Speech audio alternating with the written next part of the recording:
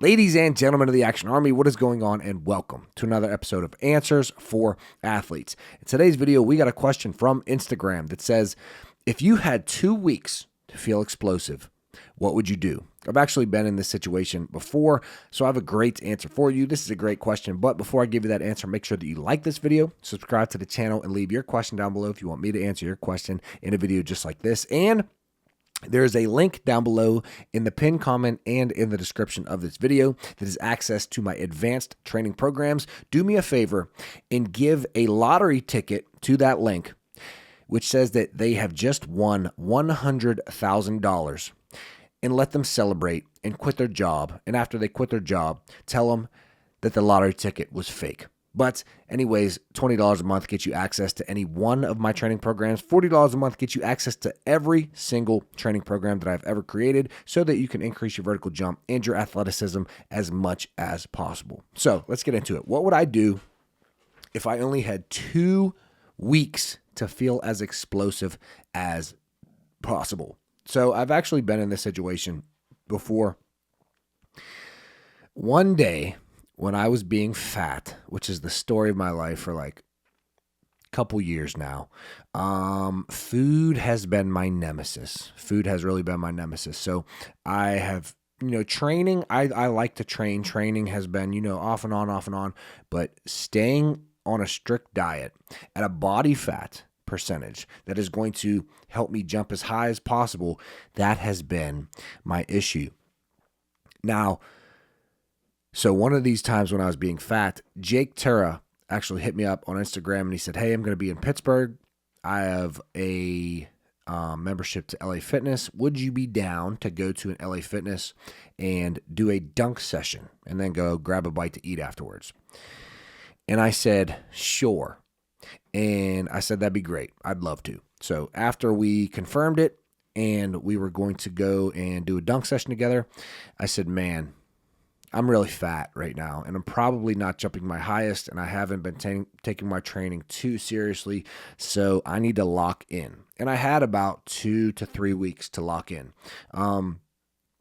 And did it matter at the end of the day? Like, I could have still went there, and I could have dunked and did all this stuff, but I wanted to be, peaked and feel my best and actually be jumping high if I'm going to do a dunk session with Jake Terra. So here's what I did. Number one is I immediately started taking creatine again. And this is, I'm not going to tell you don't have to take creatine, but this is the number one supplement for athletes, and it is going to help you feel more powerful, more explosive. It will help you jump higher. So I immediately started taking creatine every single day, and make sure that you take it every single day because creatine needs time to build up in the cells of your muscles to then therefore be used in activities like jumping, lifting, explosive endeavors, etc. So number one, I started taking creatine daily, and this is something that you can be taking year round. And no, this is not some pitch to take creatine. This is just literally what I would do. Number two, I cleaned up my diet, right? I was being fat, as always. Mini powdered donuts, man, those really get me. Alcohol was getting me, so I stopped drinking alcohol. Cleaned up my diet, protein, fat, carb, whole foods in each meal, fruits, veggies, the whole nine. I think I did a slight caloric deficit, but then when it was time for me to go dunk, like a couple days before, I made sure that I had, an adequate amount of carbs to be as explosive as possible. But number one is I started taking creatine. Number two, I cleaned up my diet, which number one helped me feel better.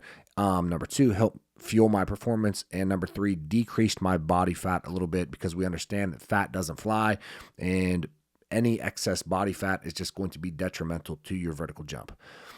And then the third thing that I did was I locked in with my training, and I made sure that I wasn't doing too much volume.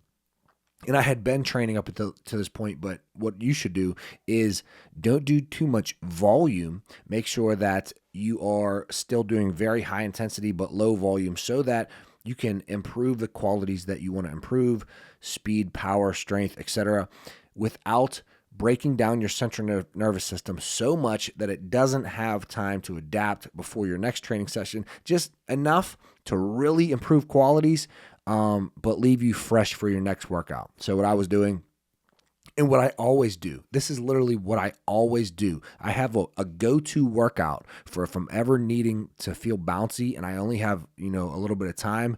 I do a warm-up, then I do jumps, max approach jumps or dunks until drop off. So as soon as I'm feeling like I'm not jumping as high, I stop. Then I do sprints until drop off. Then I do a squat, hinge, calf raise. That's it. It could be rear foot elevated split squat. It could be trap bar deadlift, more of a squat, less of a hinge.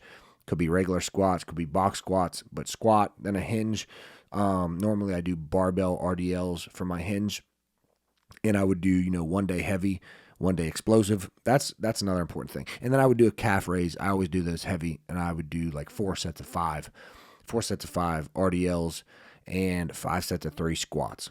So, and then sprints and jumps until drop off. So warm up, jumps until drop off, sprints until drop off, 5 sets of 3 squats, 4 sets of 5 barbell RDLs, 4 sets of 5 calf raises. So very low volume, but I'm trying to, as explosive as possible, as intense as possible. And then I had 2 days. So Monday, Friday, my middle day, I would probably just do depth jumps and seated box jumps. Probably like 15 reps of each of those. So warm up, seated box jumps first, and then depth jumps, and then that's it. But Monday, Friday, I would have Monday as an explosive day. So I do like 60 to 80% 1 rep max on my squats, 60 to 80% 1 rep max on my barbell RDLs.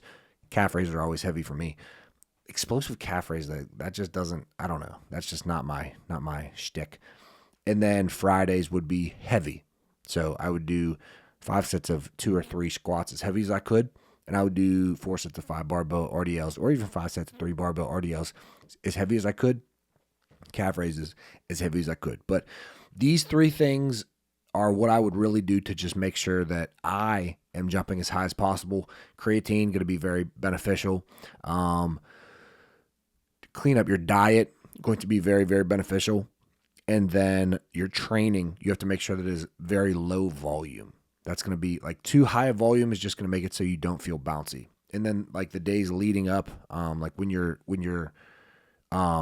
getting to the point where you need to feel bouncy for, whether you have a tournament or you have a playoffs or a championship coming up, or you're going to do a dunk session with another coach, you got to make sure that you know your body and you know what helps you feel the best in that moment. So some guys like to do heavy squats the day before they have a big jump session.